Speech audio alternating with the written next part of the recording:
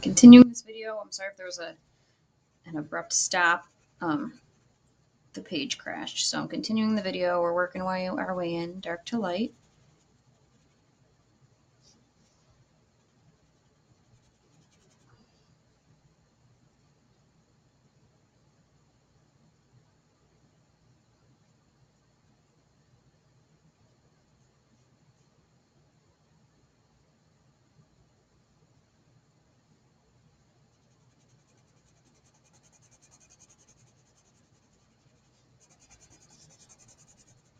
Okay, once you get to these middle ones, you can just do sort of the top portion.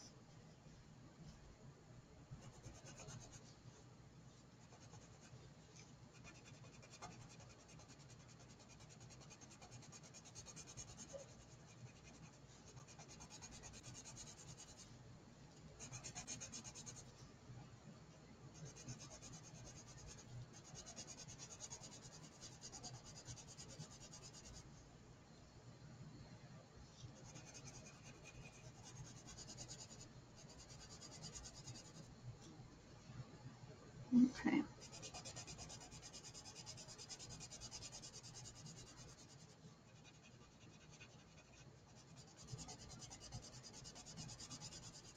So that middle area gets a little tricky because you have dark to light, dark to light. So I just kept this side a little darker, like the light's not getting into this one as well. And there's not really too big of a deal, however you want to deal with it. This crack is so tiny that not a lot of light would go in there. Okay.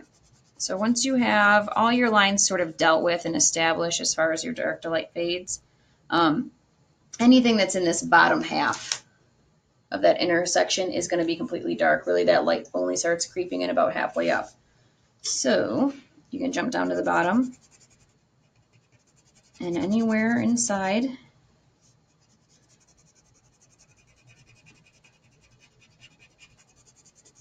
can be completely black. Okay, so this guy has that highlight, but about halfway through, you're deep enough into this cave that it's starting to fade. So you can sort of just kind of fade out of that.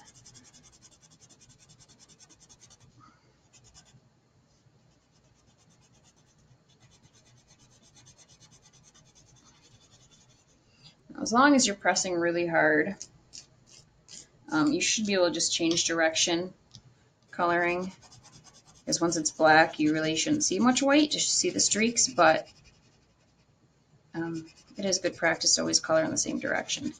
However, sometimes, as long as you know you're filling it all in, those streaks would cancel each other out once you fill the whole space.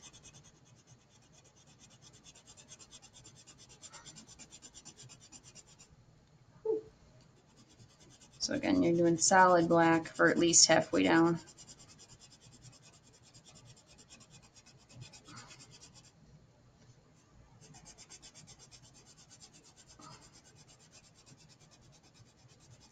Okay. And I sort of like meet in the middle, so I'll start pulling these down again. And I'll still fade. And then once I get that all filled in, somewhere around the middle, I'll just switch these light highlights into black. So again, when you're not sure, keep the highlights. You can always go over and make them dark.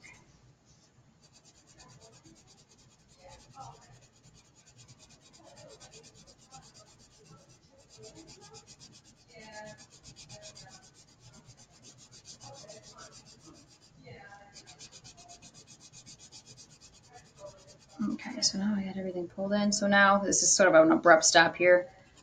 I'm just going to start fading up this middle black section.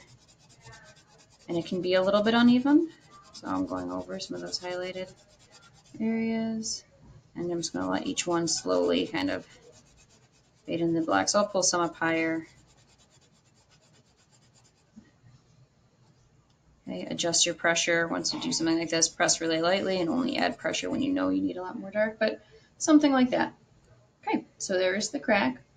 The next step we're going to add is just the lines to make it look like it's on lined paper. And that's really where the illusion really kicks in, because those lines stop, which makes it look like there really is a hole in the page. Even though, you know, it's kind of unrealistic, it just creates more of an illusion there, as opposed to just being on this white paper, that those lines just add another element to it. So I'm going to re-record that part in a separate video, which I should be able to link together, but you will see a little interruption.